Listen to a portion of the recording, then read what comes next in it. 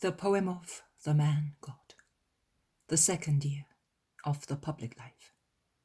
Chapter 283. The mission of 4 apostles in Judea. 23rd of September, 1945. Jesus is on his way back from an apostolic trip in the neighborhood of Bethany. It must have been a short trip, because they're not carrying any food bags. They're speaking to one another, saying, "The idea of Solomon, the boatman, was a good one, Master, wasn't it?" "Yes, it was." The Iscariot, of course, disagrees with the others. "I do not see much good in it. He gave us what is no longer of any use to him as a disciple. There is no reason why he should be praised."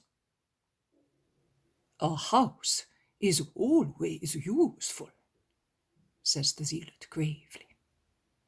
"Yes, if it were like yours. But what is his house? An unhealthy shanty." "It is all Solomon has," retorts the zealot. "And as he grew old in it without aches and pains, we shall be able to stay there now and again. What do you expect? All the houses to be like Lazarus's?" adds Peter. "I do not expect anything. I cannot see the necessity of that gift. Once you are there, you can be in Jericho just as well. There are only a few stadia between the two places. And what are a few stadia for the like of us, who are compelled to wander about all the time, like persecuted people?" Jesus intervenes before the others lose all patience, as clear signs indicate is about to happen. Solomon, in proportion to his riches, has given more than anybody else, because he has given everything. He gave it out of love. He gave it to let us have a shelter in case we are caught in the rain or in a flood, in that not very hospitable area, and above all, in case the Judean ill will should come so strong as to advise us to stay on the other side of the river. And that is with regard to the gift. That a humble, coarse, but so faithful and willing disciple has been able to be so generous, which is clear evidence of his firm will to be a disciple of mine for good, fills me with great joy. I can truly see that many disciples, with the few lessons which they have received from me, have excelled you, who have received so many. You cannot sacrifice, particularly you, Judas, even what costs nothing, your personal opinions.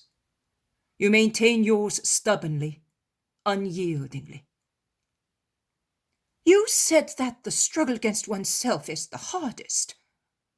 And thus, you want to tell me that I am wrong when I say that it costs nothing. Is that right? But you have understood perfectly well what I mean. According to men, and you really are a true and proper man, only what is marketable is valuable. One's ego cannot be sold for money, except when a man sells himself to someone hoping to make a profit.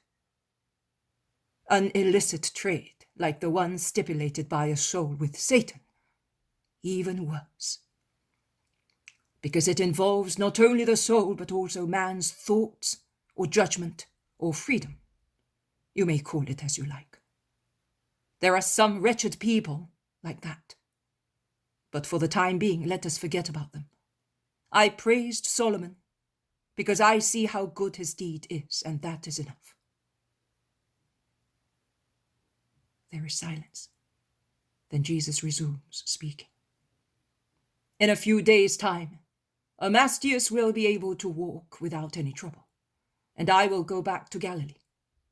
But you will not all come with me. Some will remain in Judea, and will come up later with the Judean disciples, so that we shall all be reunited for the feast of the dedication. Such a long time! Oh dear, whose turn will it be? The apostles ask one another. Jesus hears their whispering and replies, "It will be the turn of Judas of Simon. of Thomas, Bartholomew, and Philip. But I did not say that you will have to be in Judea until the feast of the dedication.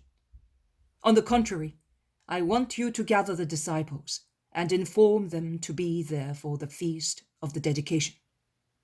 So you will now go and look for them, gather them together, and tell them.